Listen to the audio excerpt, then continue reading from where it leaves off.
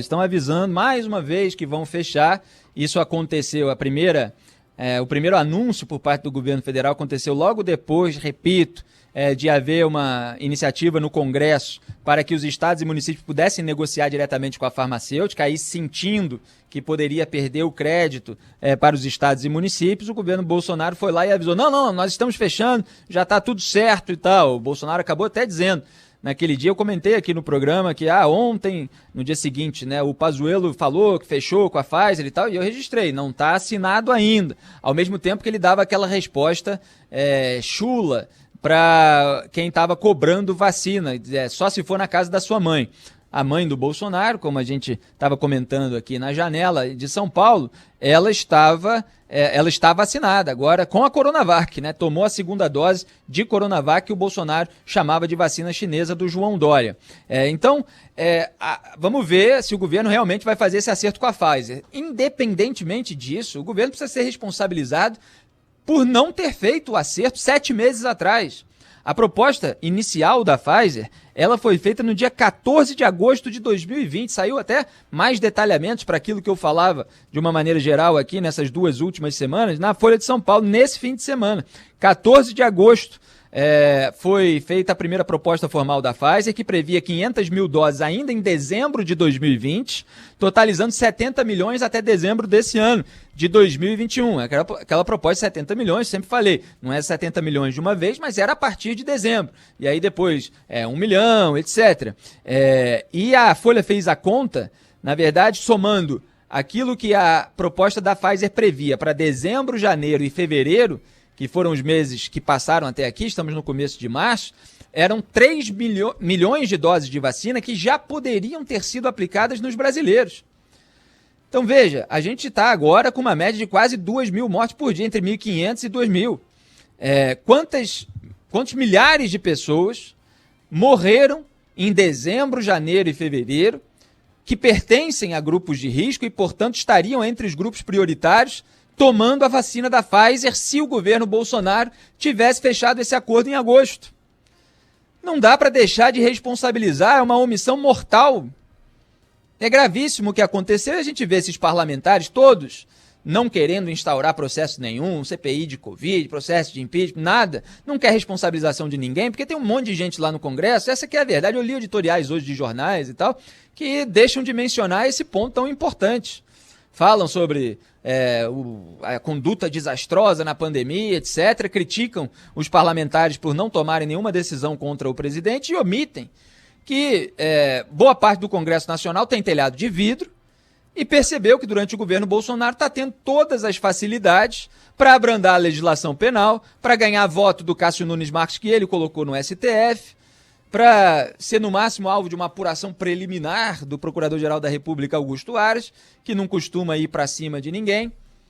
Então esse é o cenário da frente ampla pela impunidade que esses parlamentares gostam, apesar de serem criticados por não fazerem nada contra o Jair Bolsonaro. Como o Rodrigo Maia, por exemplo, também era o Botafogo no departamento de propina da Odebrecht, tinha lá o seu codinome, não instaurou um processo de impeachment contra o Jair Bolsonaro e dias depois, como eu comentei aqui, veio um pedido da Procuradoria-Geral da República para que uma investigação sobre o Rodrigo Maia fosse arquivada, coincidentemente. Então, isso é o que está acontecendo lá. A Pfizer, portanto, poderia ter vacinado já 3 milhões de brasileiros se o governo tivesse fechado esse acordo. Agora, o que o Bolsonaro estava fazendo em agosto? No dia 25, estava lá na reunião com Alexandre Ramagem, general Augusto Heleno, e a defesa do Flávio Bolsonaro, para encontrar caminhos para anular o inquérito de peculato. Rachadinha, que é crime, é peculato, é desvio de dinheiro público para si ou para terceiros.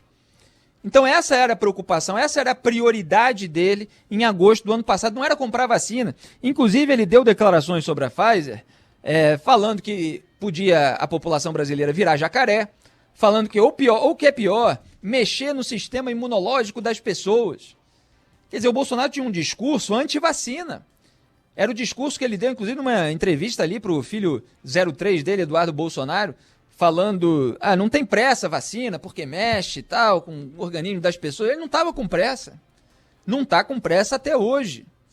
Enquanto isso, ele estava lá propagandeando a cloroquina, que recebeu, que gerou lucro para uma empresa de um apoiador dele, como eu comentei aqui na semana passada, empresa essa que recebeu dinheiro do BNDES, inclusive.